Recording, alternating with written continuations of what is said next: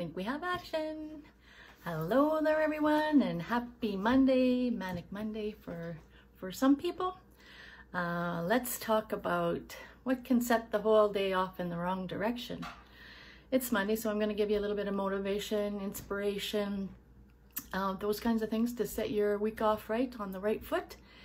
And if you have never caught one of my lives before, my name is Heather Edmondson, and I am coming at you live here today on a beautiful Monday.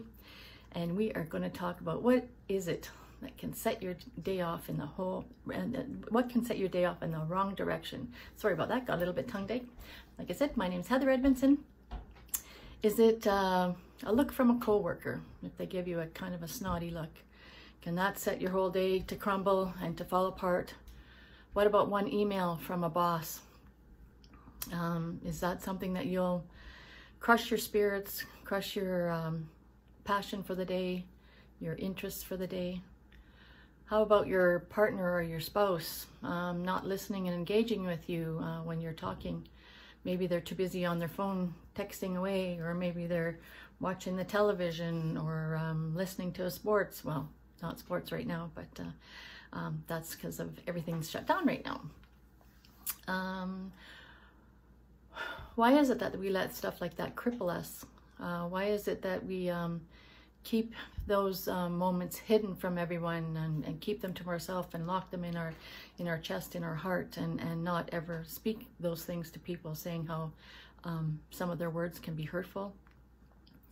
Some of the way they act towards us, we take it too seriously or too personally, and like I said, it crushes our spirits. A human word can cut a person to the core. It can also build a person up, or like I said, quickly take that person down. They can also present a happy moment for someone by giving somebody a compliment that wasn't expecting it. Oh, your hair looks nice today. Wow, where did you get those shoes?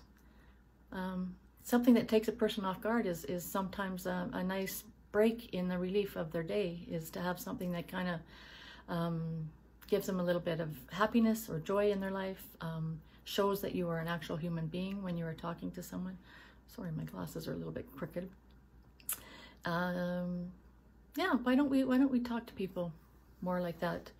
Why are we so often so easy to criticize somebody's flaws instead of picking up on their positives instead of the negatives, and giving that person some reinforcement?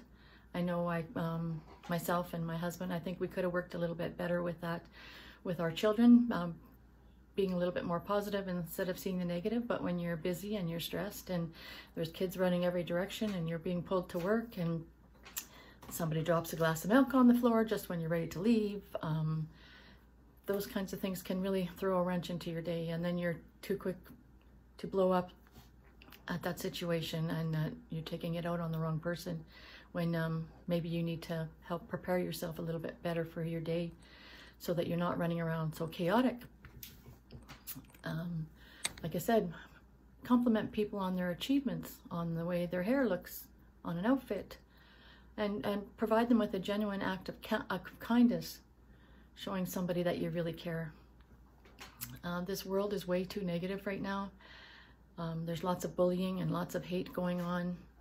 We need to break that cycle whatever way we can, and show people that there's a better way to engage and communicate. And we're all the same on the inside. We all have the same colored blood, even though our skins can be different colors, or we wear different clothing, or we have different spiritual beliefs. We are still all people, and we need to treat them better. We need to treat them with respect and kindness. Like I said, not enough people are teaching your kids that, or teaching their kids that. We have to start showing our younger generation that this is not how society should act, and how we should behave. We need to teach our younger generation, now we have grandkids, we need to teach them proper communication skills so they can get their thoughts out and tell people how they're actually feeling, and maybe the things that are hurting their feelings, they need to express those and say, well, you know, you're hurting my feelings by saying those unkind words, or by the way you're acting towards me, you're hurting my feelings, you're being disrespectful. And hopefully if we open up those lines of communications between ourselves and our younger generations, that maybe we'll be able to nip some of this in the bud, and become a better society because of it. We can understand each other better if we communicate better to each other. We can learn from each other experiences, and then we can learn to work together instead of against each other. Finding out how to communicate with your family or your spouse or your partner or your co-workers, it may not be an easy task, and that's why we have to work on ourselves first and learn to love ourselves the way we are. If we're not happy with exactly what we're doing or whatever, then we need to be the change that needs to happen for anything to move forward. And if we don't change our behaviors, how do we expect other people down the line to change their behaviors? And maybe we would be able to get it to work. So be the change that is needed. Show people to respect people. Show somebody an act of kindness, a random act of kindness. Smile at somebody.